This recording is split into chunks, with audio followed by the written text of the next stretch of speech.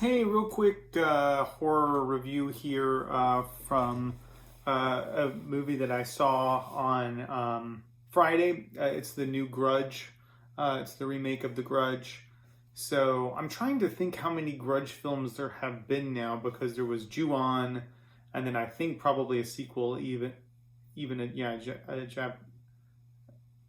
pretty sure there was a sequel to that, and then obviously it got the Hollywood treatment, and that became a really big deal. I think it was a franchise. I think there was another. Anyway, there are a lot of Grudge movies that are out there. So I was really trying to understand what this was in that sort of pantheon of Grudge movies. And so, to the best of my understanding, this Grudge is a little bit like the Watchmen series on HBO, which is it's not even really a reboot or a sequel or a prequel, or it's more of just a reimagination of The Grudge that borrows a little bit from what we already know in our cultural imagination about The Grudge. So you don't actually really need to have a lot of familiarity with any of the Grudge movies or what The Grudge is or what The Grudge represents. I think the movie does a pretty good job of standing on its own. It's relatively short. It's about an hour and 40 minutes, and it takes it has three sort of different narrative structures depending on the time, and it's jumping around, and that's my main criticism, I think, of the movie, is that you just never know where the fuck you are.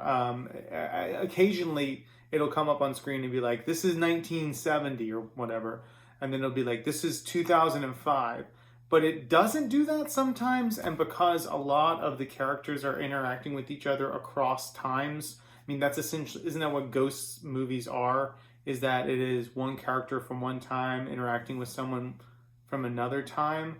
I was confused very much because I think some of the scary parts of it that were supposed to be ghosts, I was unsure whether I was supposed to be scared or whether those people were really having a conversation or whatever. So a lot of the inherent drama and a lot of the inherent scariness of it really gets taken away from that movie just because it leaves you so confused.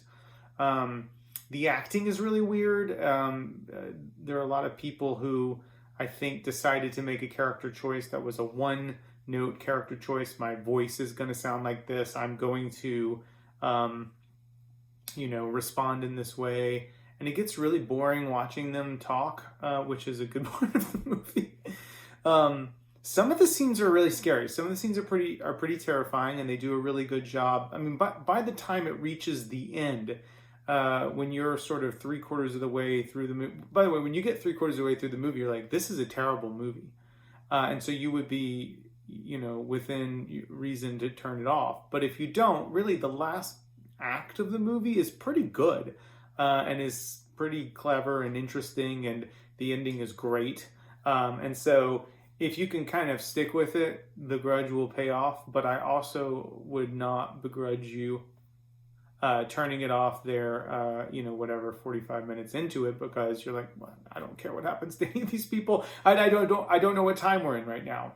And so yeah, it's a mixed review. It does. The thing that I don't like about ghost movies is that they so often turn into possession movies, and it doesn't do that. The second thing I don't like about ghost movies is they rely so much on heavy narration, like really scary stuff happens and you're legitimately terrified, and then some characters like, okay, wait, let me explain why this is happening.